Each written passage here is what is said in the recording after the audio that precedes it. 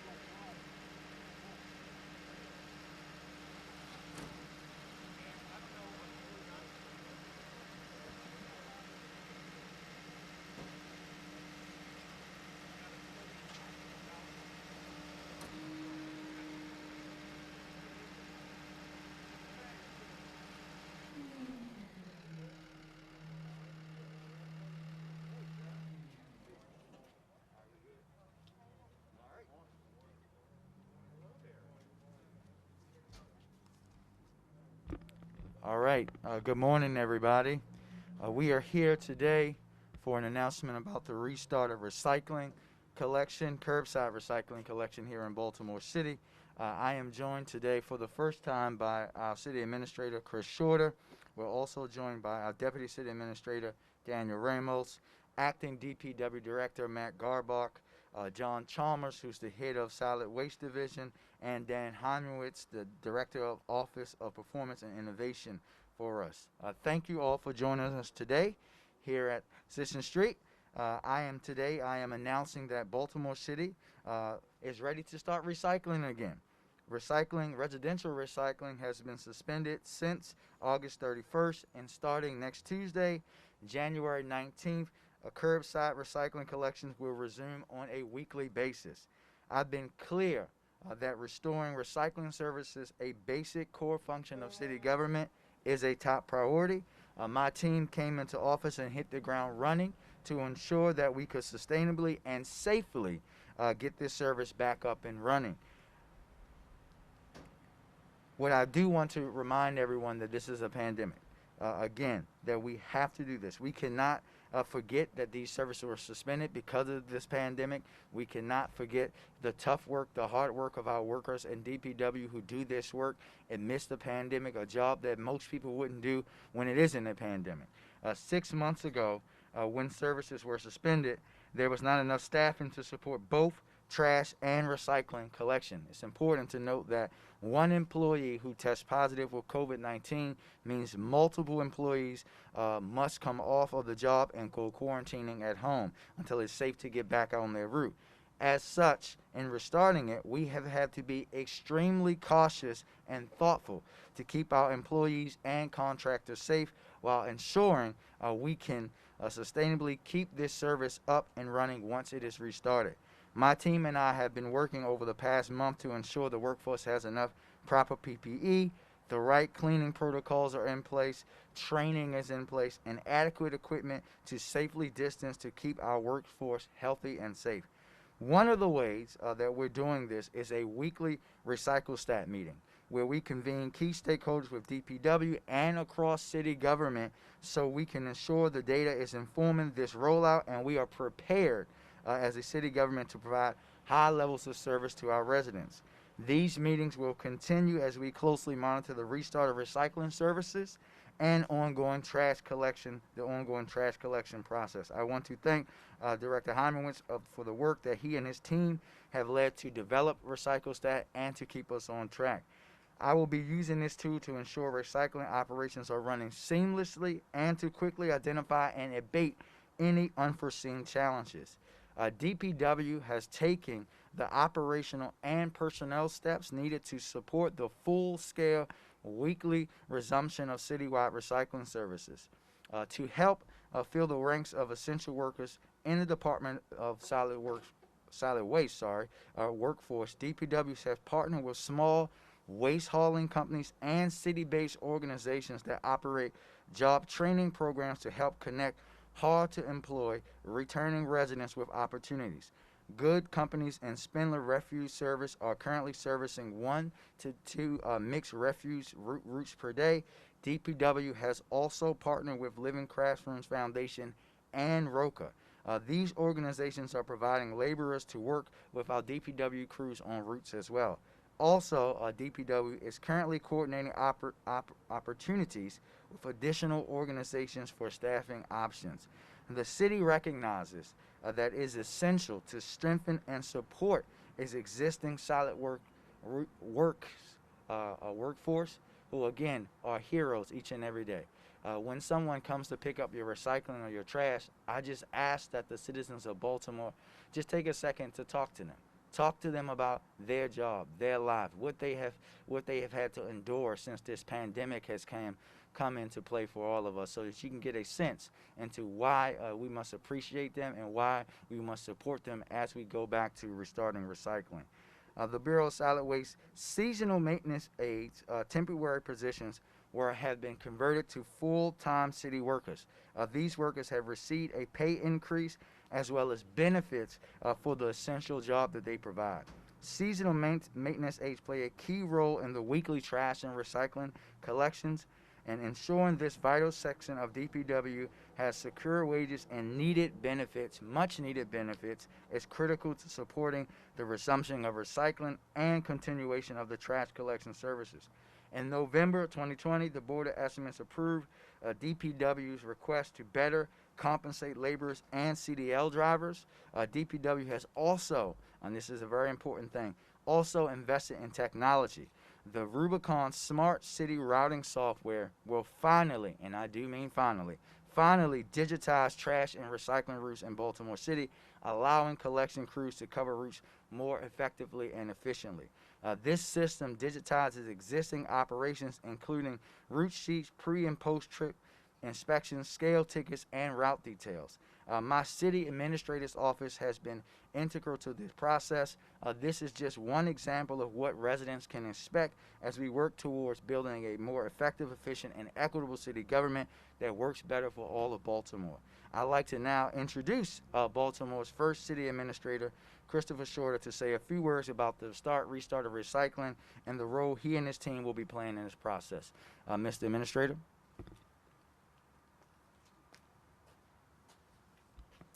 All right, thank you, Mayor Scott. I'm really excited to be here with you today and honored to start my service here in the city of Baltimore. Trash and recycling services are a core function of our city. The city administrator's office has worked very closely with Mayor Scott and the Department of Public Works to ensure a safe and successful restart to recycling services here in Baltimore. Thanks to the mayor's leadership, we initiated, as he stated, a recycle stat process, and we have taken a citywide approach to support the restart. And with that, convened leaders from Fleet, Safety, the Office of Labor, the Labor Commissioner, Law, Human Resources, and Finance. This cross-section of agencies will continue to meet weekly to assess data provided by our Office of Performance and Innovation and ensure that our Bureau of Solid Waste has the necessary equipment, human capital, and administrative support for this restart. We are also proud to incorporate equity and workforce development in this critical service. We are ensuring that the city government can provide the core service to our residents, works efficiently and effectively, and continues to support the safety of our workforce doing the most difficult job in our city. Yesterday, I learned from our interim director of DPW that well over 90% of the men and women who do this work are residents of Baltimore City. And so it means a lot to say that it is our neighbors that is picking up the trash, that's dealing with our recycling services, and we should be proud of that.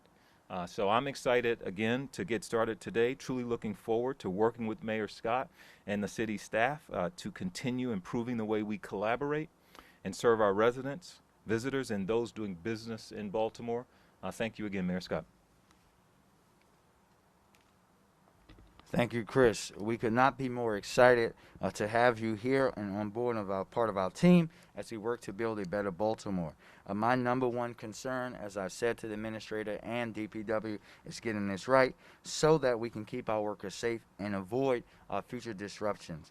In addition to the weekly residential recycling restarting, DPW will continue to make community collection centers available for residents through the end of February on a more limited schedule.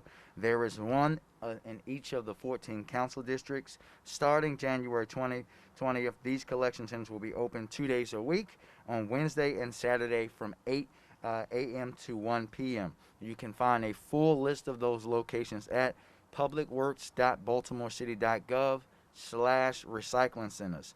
They will officially discontinue at the end of February. We appreciate all of the residents who have made the trip to their drop-off site, continuing their recycling during this unprecedented time, and we encourage you to remember this option is still available to you in the coming weeks. As a city, we remain committed to improving our recycling services and encouraging more residents to recycle each week with the restart of this core service. Now we will hear from our acting DPW director, Matt Garbar.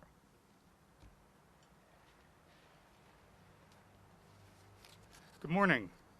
I'm Matt Garbark, Acting Director of the Department of Public Works. I want to thank Mayor Scott, Administrator Shorter for their support and leadership on this issue.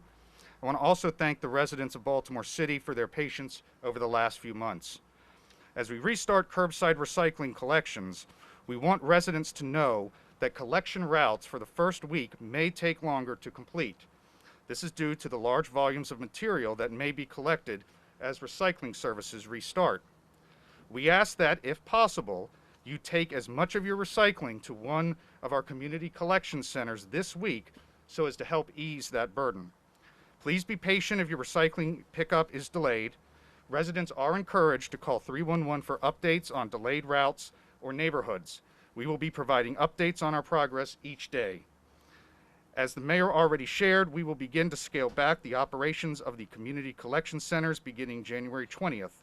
On that day, the collection centers will begin to operate on a modified schedule, opening only 2 days a week, 8 a.m. to 1 p.m. on Wednesdays and Saturdays through February 27th. Community collection centers will officially be discontinued effective Monday, March 1st. Beginning on January 19th, the 5 permanent citizen convenience centers will close at 5 p.m. instead of 7 p.m. These locations are listed on the DPW website.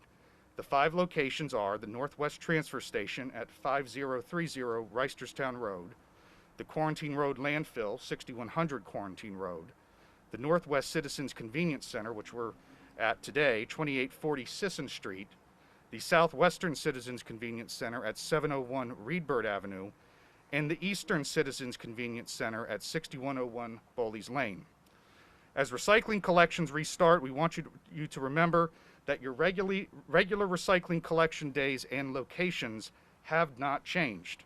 They will remain the same as they were before the pandemic and before collections were suspended. If you don't know your recycling day, you can always call 311 or go online to DPW's website to view the recycling day map, use the Recycling Right web tool, and view a wealth of other information. You may already know that Baltimore City does not accept plastic bags in our recycling. DPW will have reusable collection bags available at our community collection centers that you can pick up through the remainder of this week. I want to talk briefly about the new technology we will use to ensure routes are collected efficiently and effectively. As noted a few months ago, we procured a routing software under emergency authority. This software is called Rubicon Smart City. This software digitizes trash and recycling routes, allowing collection crews to cover routes more effectively. The Rubicon system digitizes our existing operations, including route sheets, pre- and post-trip inspections, scale tickets, and route data. This technology provides our drivers with turn-by-turn information. The new technology is especially beneficial to new drivers servicing unfamiliar neighborhoods and has already proven beneficial to drivers who have driven some of these unfamiliar routes. Lastly, I would like to add that Monday, January 18th is Martin Luther King Jr. Day. It is a city holiday. DPW offices, yards, community collection centers will be closed that day.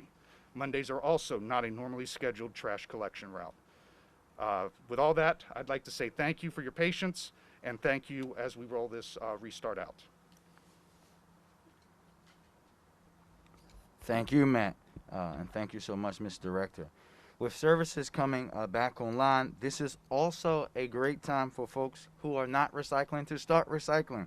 First off, it's easy. Second, you often hear me say about how only 15% before the pandemic of our population recycle, and we want to dramatically increase that.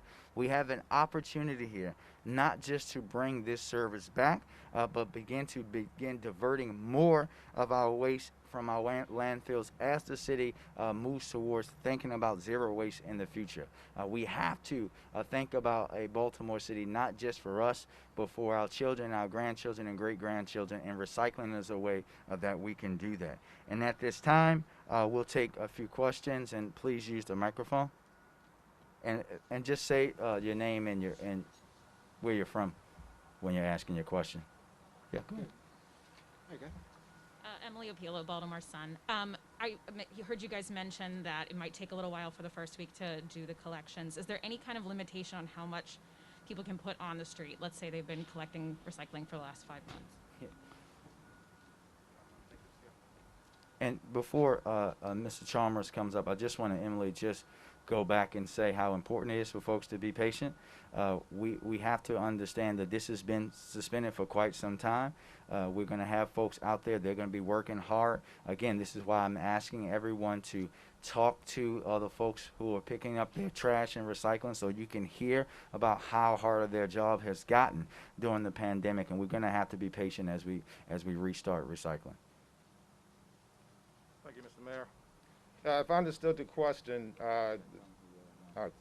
again, good morning, everyone. My name is John Chalmers. I'm the Bureau Head for the Department of Public Works, Bureau of Solid Waste.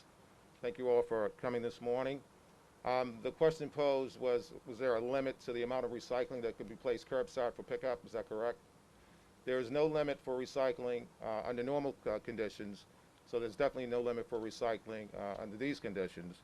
But as the mayor stated, please be patient with us. We are expecting an enormous amount of recycling curbside, but we are gearing up to manage the overflow. Thank you, Jane. Jane Miller, WBAL Television. What other services have not yet resumed that affect any of the agencies that are involved, DOT, DPW, et cetera? Yeah, I will let Director Garbuck come up, but we know that there are many services and things that have been suspended or discontinued. And what we'll do, the administrator, myself, my team, Jane, we're going to continue to assess how we can restart things and reshape things, understanding again, first and foremost, that we want to keep people safe. We're not going to put our workers in harm's way. We're not going to do that and wherever we can avoid it. But I'll let Director Garbuck come up to talk about the other things in DPW. The other services that we offer that will remain suspended have been the bulk trash pickup. That was suspended last summer. We need the crews and the vehicles in order to help with some of this volume, as well as mechanical street sweeping. We are doing street sweeping in some of the major corridors in the city, but within neighborhoods, because there is still the work from home order, having neighborhoods move their vehicles multiple times per week is just not something that is effective at this moment. What we learned last year is that we cannot pull from these other operations. We need to make sure that the other core operations, such as street and alley cleaning and other special services, remain operational, which is one of the reasons why we have looked to bulk up as much as we can for our routine services. And just to follow up with that, but in terms of the public collection sites, public trash cans, et cetera, has that also been disrupted? I mean, it just seems that they're all overflowing.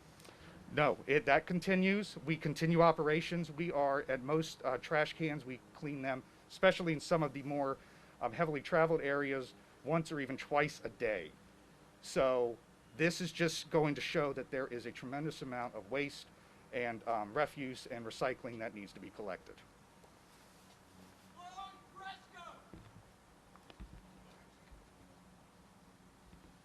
Dave Detling from Channel 2. Hey, Dave. In regards to partnering with community organizations and those who may be tough to employ, can you talk about what aspect they'll be helping DPW?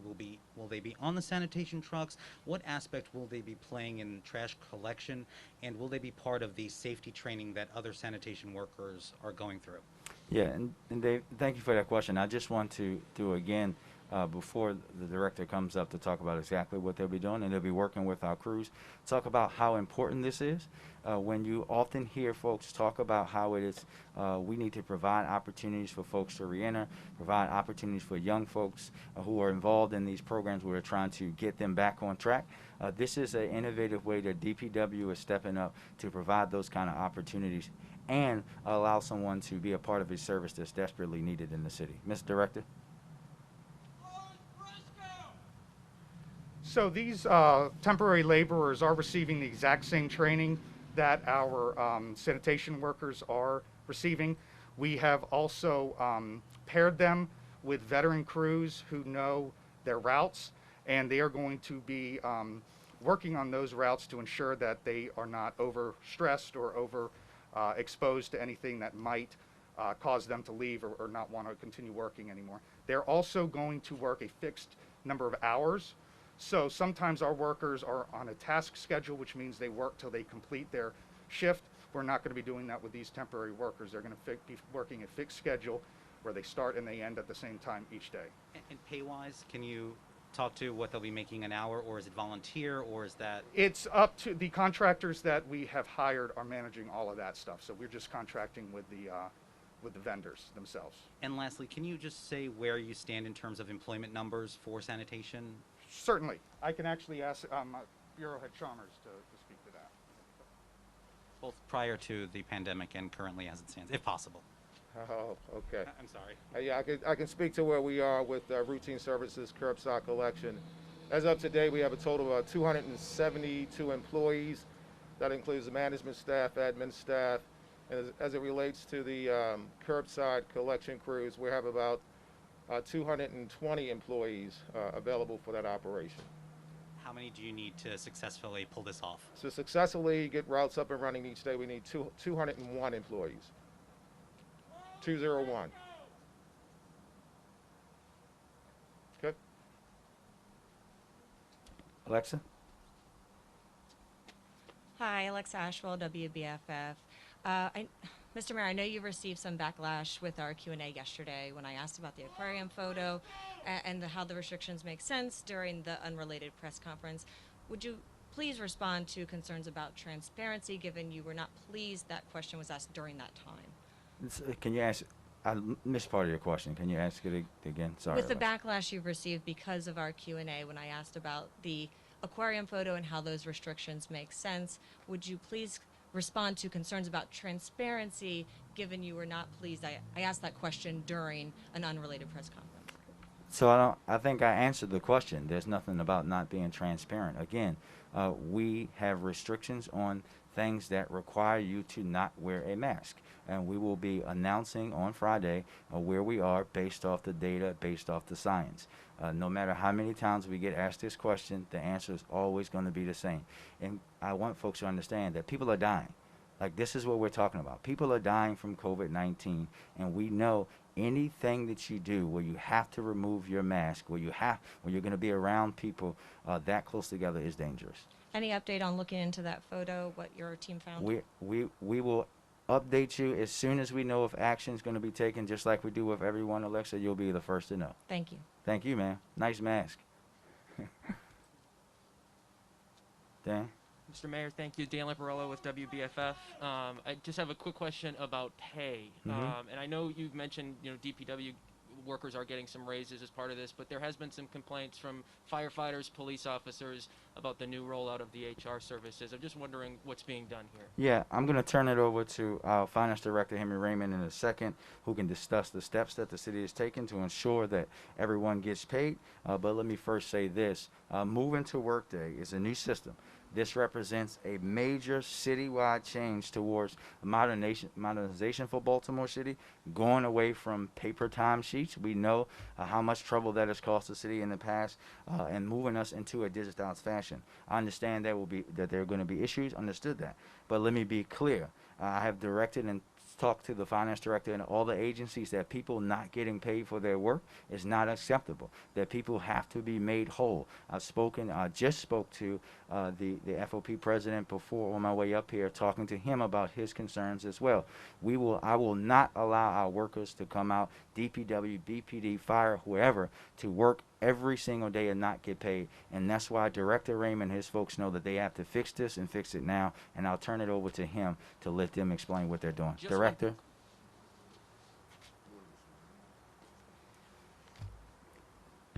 Yeah, good morning. I'm Henry Raymond, Director of Finance. As it relates to the implementation of the ERP system for payroll at this time, I want to unequivocally state that all issues that the city is aware of that are pay related, we are aware of, have been addressed, or are in the process of being addressed.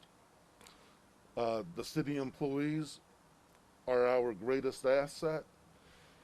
We will make all of the employees whole.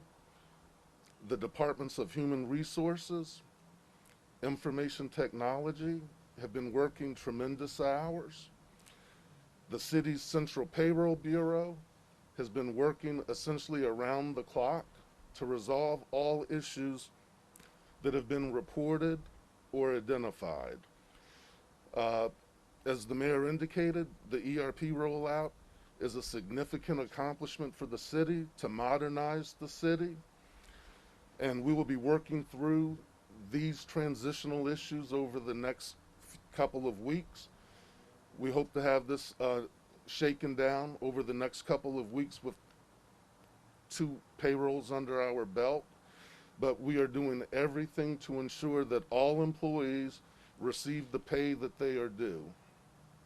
Can you, just a quick follow-up, speak to, was it just, fire department employees, police employees, or was this a citywide issue with a number of different departments? I would say citywide in nature, but the issues are different.